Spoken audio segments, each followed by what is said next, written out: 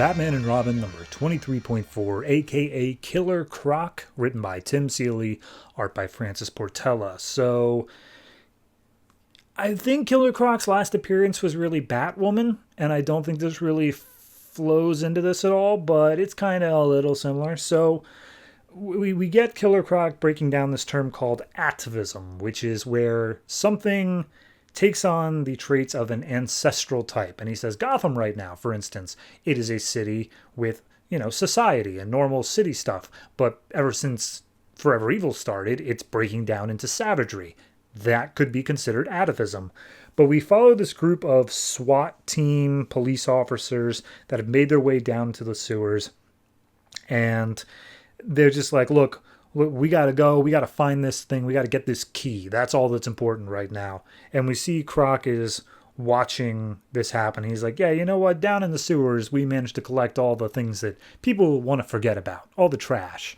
And this is no exception. So then we cut to 26 years ago, and we meet Waylon Jones, a decently young kid who is in a bathtub. His aunt is trying to scrub all of his scales off of him because he has lizard-like skin, and he's got sharp teeth and like horns pointing out of his head and stuff.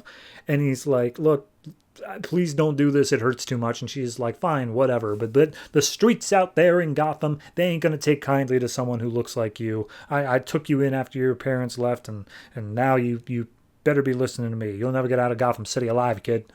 So cut back to modern. And we meet our three leads here, our detective Jack Boone, Joanna Greer, and Jaime or Jamie Sanchez. And all of them are dirty cops, like horribly, horribly dirty cops. And we see Croc turning a huge valve which releases all this sewer water that just wipes out the entirety of the SWAT team. They all go crazy. So then he continues with the atavism thing. He's like, yeah, atavism in animals could result in like legs on a whale or teeth on a chicken, but in humans, it results in me, Killer Croc. So then we cut to 17 years ago, Jacksonville, Florida. Killer Croc, now fully grown and looking like Killer Croc, has taken on a sideshow gig as a circus like freak, and he wrestles alligators, and everyone's like, oh, the Killer Croc, everybody give it up for Waylon Jones. And they're calling him a freak and whatnot, but they're still clapping for him. And then after the show, he's getting bandaged up from the fight.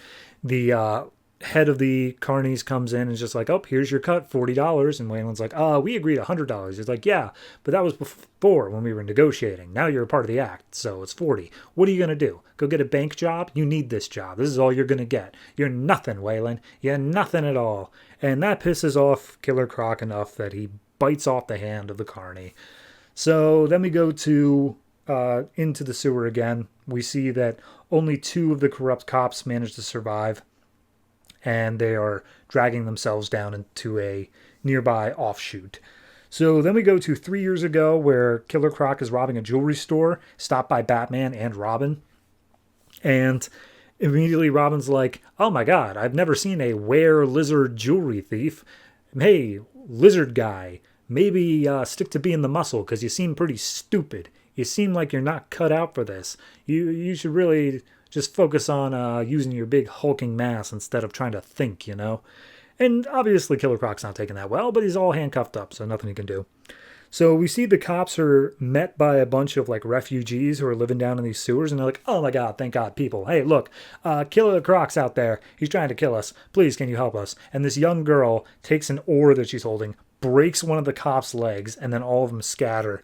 And they're like, crap, they're working for Croc, aren't they? We got to get out of here. We got to hide. Lights go out, and they're left going through the sewers in darkness. One of them has night vision goggles, and they approach a bridge that's gone out. And they're like, okay, this is the meetup point. This is where we got to be. You got to jump this bridge. And she's like, I got a broken leg. I ain't jumping anything. You jump, come back with guns. So he jumps and he opens up this door, and inside is a man that he recognizes named Houlihan. So then we go to 2 weeks ago at the docks, and we see this corrupt cop is threatening Houlihan. And he's saying, hey, look, because you're a good cop and you don't, you're not on the take, and you're the one who's investigating this doc stuff. Like, we want to be in charge of that, so that way when it comes out of the criminals' hands, it's going to come back into the cops' hands, and then we can run that from behind the scenes. It's, in the end, it's the greater good. But Houlihan recognizes that as corrupt cop talk, where he's just going to use it to continue the drug trade. So they end up beating Houlihan and then shooting him in the head, throwing him into the harbor, where we see a couple of these refugees have seen this moment. So at that point, we see Killer Croc is stalking them in the waters as they search Houlihan's body.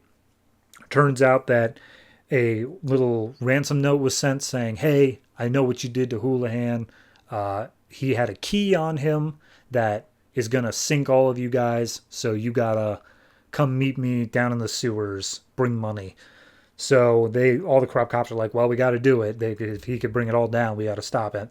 So they're searching through the pockets. They find the key. And when he turns back with the night vision goggles, we see Killer Croc is right behind the female cop and just bites her head off. So at that point, the last corrupt cop goes running. Killer Croc says, it's part of mammalian evolution that they fear lizards, because the ones that didn't fear lizards were the ones that were eaten. And now this guy running, screaming, pissing his pants from me, he is resulting back to his ancestral trait of fear of lizard. That, my friends, is atavism. So we see he stumbles out of a sewer down onto a trap that Croc set, where he's just impaled by a bunch of sharp objects.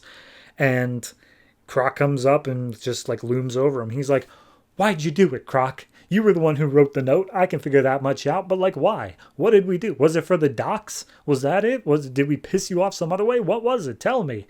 And Croc just shushes him and then kills him. And we see him feeding on his body. And as it turns out, as we flash back one more time to 26 years ago when he was a kid, other kids are making fun of him as he's sitting out on his porch because he looks different. And then Houlihan comes up. And Houlihan offers him an ice cream cone and says, hey, kid, don't listen to them. You're going to be great. You could be president one day. In fact, I bet you could even be king. And when you're a king, I hope that you can use yourself a little court jester. And he hands him a little ice cream cone. And they were friends. He was nice to him. He treated him as an equal and not as a freak. So we cut back to now, and they take Houlihan's body, and they give it a proper Viking funeral down here in the sewer. And Killer Croc gives this big rousing speech to all the refugees down here saying, like, you were rejected by society because you were weak, you were poor, you were different. Down here, none of that matters. Down here, you can be strong. Down here, you can stand behind me if you feel weak, and I will be the strength that you need. I will be the deadly jaws behind our thing. And they all call him King Croc as we see them chanting, and the chants make their way up back to the surface. So, yeah, that's that. I personally really enjoy this. I think that whatever Killer Croc / King Croc, whatever he's going by now, is doing in terms of his story arc, whether that be in Batwoman or wherever he's going to show up, I don't think this really matters to that, but I think it is just a good independent story saying, hey, here's what Killer Croc, like, where he came from and why he is actually, to some extent, a threat. Like, he has a group behind him. He is a leader. He is able to rouse these people who he is looking out for. He's not inherently evil in his own right. He's just brutal. So, yeah, I'm liking it. I'm thinking it's a solid issue. I would probably give it, I'll give it a 7.5. It's just not quite scraping that 8 for me. I couldn't tell you exactly why, but it is a super solid issue regardless. And yeah, I'm looking forward to seeing if anyone plays with this moving forward.